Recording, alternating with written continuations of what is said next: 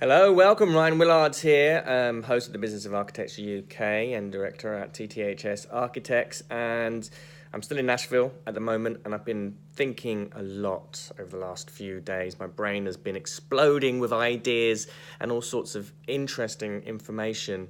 And one of the most sort of common things that I've encountered in the last 4 days, because this has been amazing for me. It's I don't think I've ever been in an environment where I've been surrounded by so many different entrepreneurs at different levels of their game. People who are just in the startup phase to entrepreneurs who are turning over, 7, 8 figure businesses. And one of the common conversations that's repeated itself again and again is the nature of how to scale a business. Now, in the architectural world, I think architecture businesses inherently can be very difficult to scale because of the complexity of the services that are provided, and also the human resource that's often needed to deliver those types of projects. Housing, on the other hand, can be scaled, as can building as a product can be scaled, and also digital technology and services allow us to scale, digitize services, an unknown or unprecedented result as ever before in human history. And a lot of entrepreneurs at the moment, particularly those in digital marketing or those selling digital information products, which is very much what we do at Business of Architecture, is you're looking at, again, how to grow.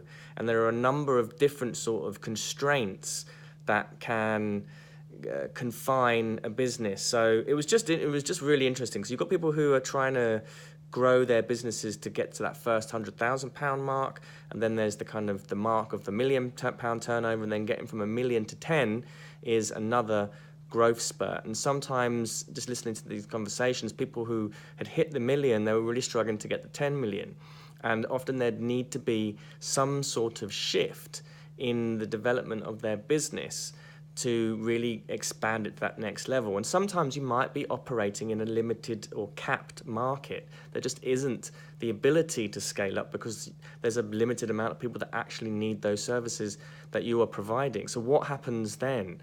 And an interesting innovation that I saw many entrepreneurs utilizing was this. I'm calling it the meta business. So it's the sort of upper level of the business that you've already got. So, for example, there was a fitness trainer who began as a fitness trainer, and he was doing one-on-one sessions. So it was very time intensive. He could only ever fill his day up with maybe 8 clients, and at the end of that 8 hours are done, or maybe if he wanted to scale it more, he could do 10 hours a day. But there's a limit to that amount of scaling.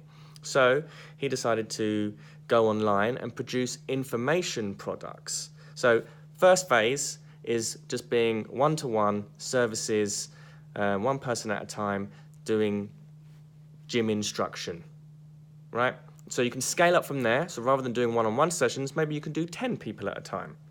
Okay, but there's a limit to that as well. You're not going to really be able to do a class with more than, say, 100 people. Or you could start to replicate yourself in a way. So you start teaching other people how to teach these classes, and you can get around it. That's quite a common model that you might see in the fitness industry. But again, it's very labor intensive. It takes a long time, and also there are lots of overheads like property, a location for where you might be using that business, and lots of those kinds of constraints. So this guy, I think he'd gone to doing sort of 10 people at a time, found again he was hitting, he was still kind of trying to hit that £100,000 mark, and it was still finding it as slightly constrained, or he was just kind of getting there but not being able to go to the next level.